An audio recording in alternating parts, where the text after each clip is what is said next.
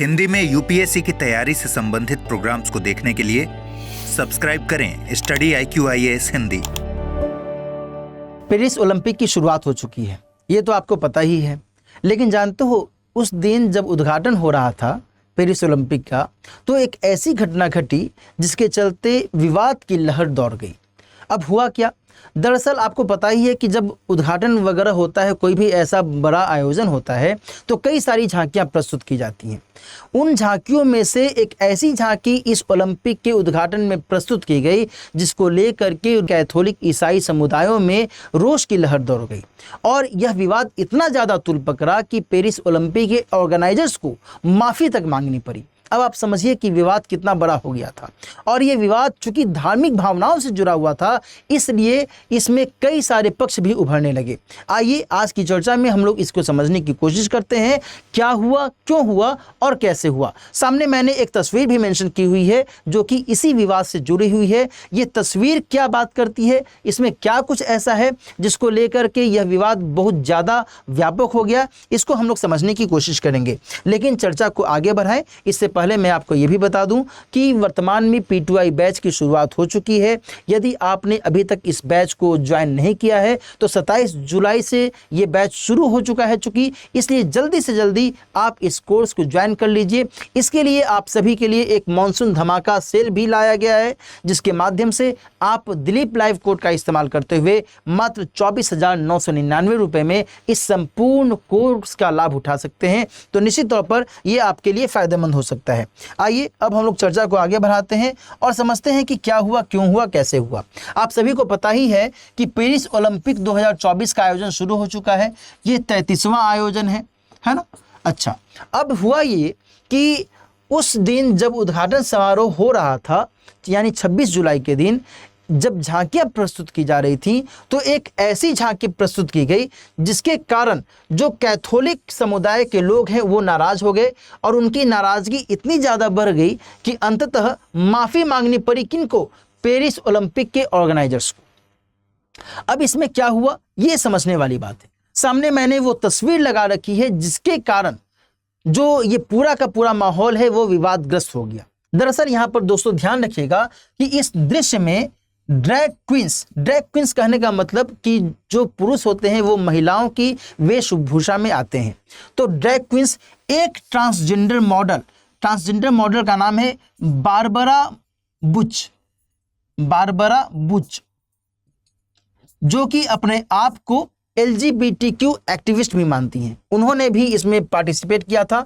साथ ही एक और गायक थे जिनको शराब के ग्रीक देवता के तौर पर इसमें दर्शाया गया था।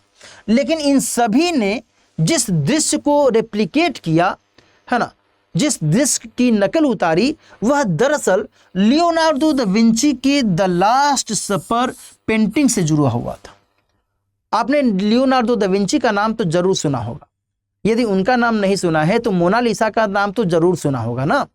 लियोनार्डो दा विंची इटली के पुनर्जागरण के बाद के समय के जाने माने चित्रकार थे। इनके अलावा भी कई सारे चित्रकार थे जैसे कि राफेल या माइकल एंजेलो। तो लियोनार्डो दा विंची ने मोनालिसा और द लास्ट सपर जैसी पेंटिंग बनाई थी और द लास्ट सपर का ही यहाँ पर रेप्लिकेशन करते हुए इस झांकी में इन सभी लोगों ने अपने आप को दर्शाया है। लेकिन चूंकि अजीबोगरीब वेशभूषा में इन सभी ने द लास्ट सपर की नकल उतारी, ईसाई धर्मावलंबियों को लगा कि उनकी धार्मिक भावनाओं को ठेस पहुंचाया गया है ना। और इसी कारण से यह विवाद और ज्यादा तूल पकड़ने लगा। ठीक है जी। अच्छा, दुनिया भर के कैथोलिक ईसाई समूहों और रूढ़िवादी जो भी राजनेता हैं, इन सभी के द्वारा इस पूरे मामले की निंदा की गई और उन्होंने ये भी कहा कि ऐसा नहीं होना चाहिए था। अब यहाँ पर जिस द लास्ट सपर की मैं बात कर रहा था उसको मैं थोड़ा सा और विस्तार दे देता हूँ ताकि आप इस चीज़ को समझ पाएंगे। दरअसल यहाँ पर सामने जो मैंने ये तस्वीर लगा रखी है, ये लियोनार्डो दा विंची द्वारा बनाई गई पेंटिंग है। द लास्ट सपर इसी का नाम है। ठीक है जी। दरअसल द लास्ट सपर का मतलब ये हुआ कि जब ईसा मसीह को क्रूसिफाई किया जाना था, यानी कि उनको सूली पर जब चढ़ाया जाना था, तो उसके पहले उन्होंने अपने अनुयायियों के साथ मिलकर के रात्रि भोज का आयोजन किया था। उसमें उनके लगभग 10-12 अनुयायी शामिल हुए थे। ठीक है जी। अच्छा, उन्होंने यहाँ तक संकेत किया था कि उन्हीं अनुयायियों में से एक ऐसा है जो कि उनको धोखा दे सकता है। तो कुछ इस तरीके की वारदातें यहाँ पर होती हैं और इसी को लियोनार्दो दा विंची ने अपने समय में यानी कि 16वीं शताब्दी में एक पेंटिंग के माध्यम से बताया और इसी पेंटिंग को द लास्ट सपर की संज्ञा दी गई। ठीक है जी। अच्छा, इसमें ईसा मसीह के अंतिम भोजन के क्षण को दर्शाया गया है, ये मैंने आपको बता दिया। इसमें उन्होंने घोषणा की थी कि एक अनुयायी उन्हें धोखा देगा, ये भी मैंने आपको बता दिया है।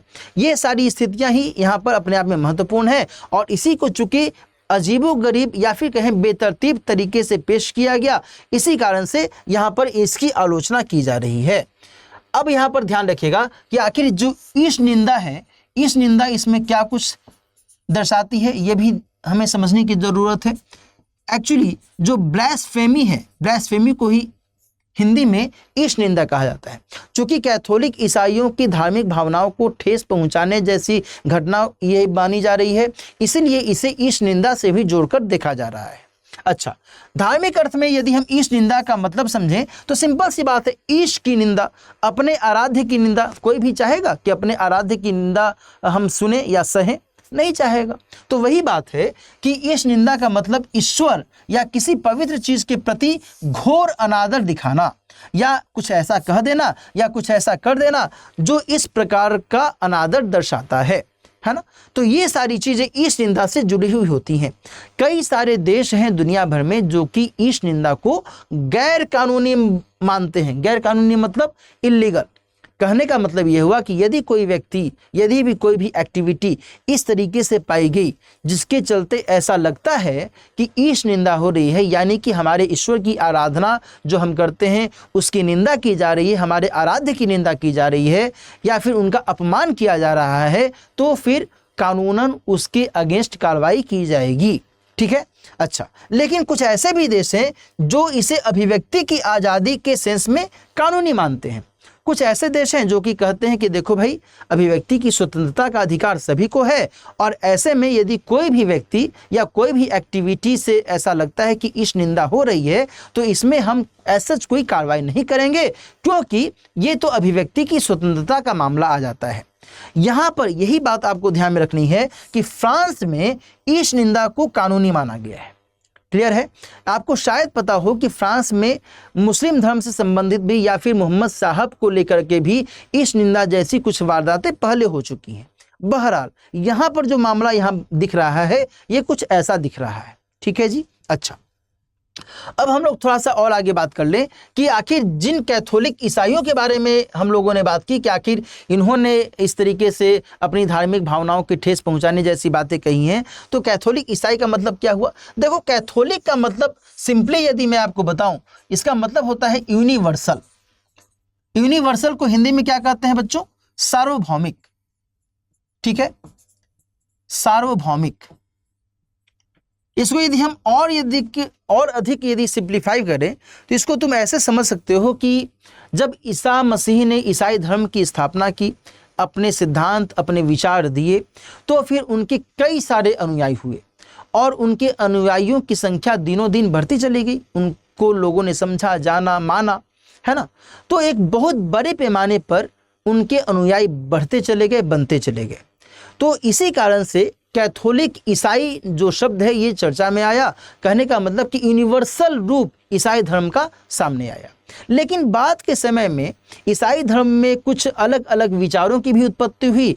कुछ चर्च की जो घटनाएं शुरुआती समय में देखी गई थी, जबकि हम लोग देखते हैं कि इटली के पुनर्जागरण के समय में चर्च के द्वारा कुछ भ्रष्टाचार या फिर चर्च में कुछ अवैध तरीके की गतिविधियां होने लगी थी, तो फिर उसका विरोध भी किया जाने लगा था और उसके विरोध के कारण कई सारे अलग अलग ईसाई धर्म के संप्रदाय भी बनते चले गए। और ये अमूमन कई सारे धर्मों में होता भी है। जैसे कि बौद्ध धर्म के बारे में आप जानते होंगे, है ना। बौद्ध धर्म में हीनयान आया, महायान आया। जैन धर्म के बारे में आपने सुना होगा, श्वेतांबर आए, दिगंबर आए। सभी के अपने अपने विचार, अपनी अपनी मान्यताएं, अपने अपने सिद्धांत रहते हैं। तो कुछ वैसे ही यहाँ पर भी ईसाई धर्म में यदि हम सबसे शुरुआती लहजे में बात करें तो सबसे शुरुआती रूप में कैथोलिक ईसाई धर्म का एक महत्वपूर्ण संप्रदाय के तौर पर उभरता है और ये ईसाई धर्म का सबसे बड़ा संप्रदाय माना जाता है। क्लियर है? अच्छा, इस धर्म के अन्य प्रमुख संप्रदायों की बात करें तो बाद में Protestant, gnostic, Mormon, evangelical, Anglican या ऑर्थोडॉक्स, ये सारे संप्रदाय बाद के समय में धीरे धीरे समय के अनुसार उभरे।